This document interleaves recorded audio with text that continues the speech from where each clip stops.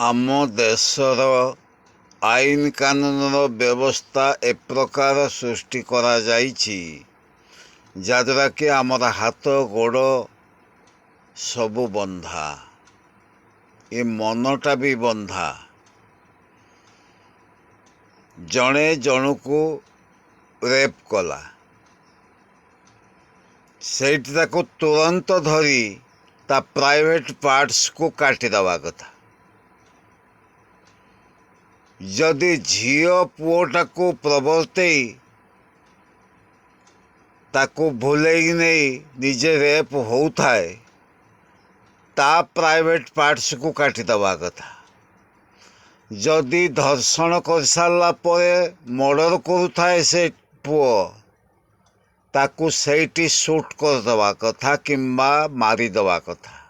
କିନ୍ତୁ ନା, ଆମ ଦେଶର ଆଇନ କାନୁନ ତାକୁ ନୋଟିସ୍ କରି ଆରେଷ୍ଟ କରି ଜେଲରେ ରଖି ବିଚାର ତାରିଖ ପକାଇ ତାକୁ ଜବାବ ମାଗନ୍ତି, ତମେ ଏଇଆ କରିଛ, ତମକୁ ଏଇ ଦଣ୍ଡ ନ ଦିଆଯିବ କାହିଁକି? ଆମର ଆଇନ ହେଲା ଏଇଆ। ଭଲ ଆଇନ, କିନ୍ତୁ ଟିକେ କୋହଳ ହେଇଯାଉଛି। ଯିଏ ଯାହା କଲା ସଙ୍ଗେ ସଙ୍ଗେ ଦଣ୍ଡ ଦେବା ଉଚିତ।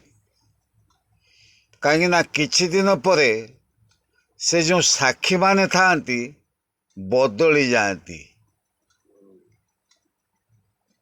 ହତ୍ୟାଟା ଦେଖିଥାନ୍ତି, ରେପ୍ଟା ଦେଖିଥାନ୍ତି, କିନ୍ତୁ ସେତେବେଳେ ସେ ମନା କରନ୍ତି ଆମେ କିଛି ଦେଖିନାହୁଁ, ପୋଲିସ ଆମକୁ ଯାହା କହିଥିଲେ ଶିଖେଇଥିଲେ ଆମେ ତାହା ବୟାନ ଦେଇଥିଲୁ।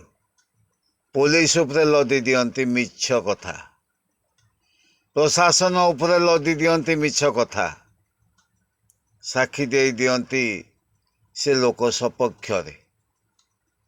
କିନ୍ତୁ ଏଇଟା ଠିକ୍ ନୁହେଁ। ଆପଣମାନଙ୍କର ସଂସାର ଅଛି, ଘର ଅଛି, ଆପଣମାନଙ୍କର ବି ସେଇଆ ହବ। ନଜର କରନ୍ତୁ, ଏ ପ୍ରକାର କରନ୍ତୁ ନାହିଁ। କିନ୍ତୁ ଆମ ଦେଶର ଆଇନକୁ ଆମେ ସମ୍ମାନ ଦେବା ଉଚିତ। ଯାହା ଆଇନ ଅଛି ଠିକ୍ ଅଛି, ସମ୍ମାନ ଦେବା ଉଚିତ। ଭୁଲ କାମ କରନ୍ତୁନି କେହି। ଏ ପ୍ରକାର କାର୍ଯ୍ୟ କରିବା ଦ୍ୱାରା କଳୁଷିତ ହେଇଯାଉଛି ଆମର ଏ ଦେଶ। ଭୁଲ ହେଇଯାଉଛି ସବୁ, ସବୁ ଭୁଲ, ସବୁ ଭୁଲ, ସବୁ ଭୁଲ।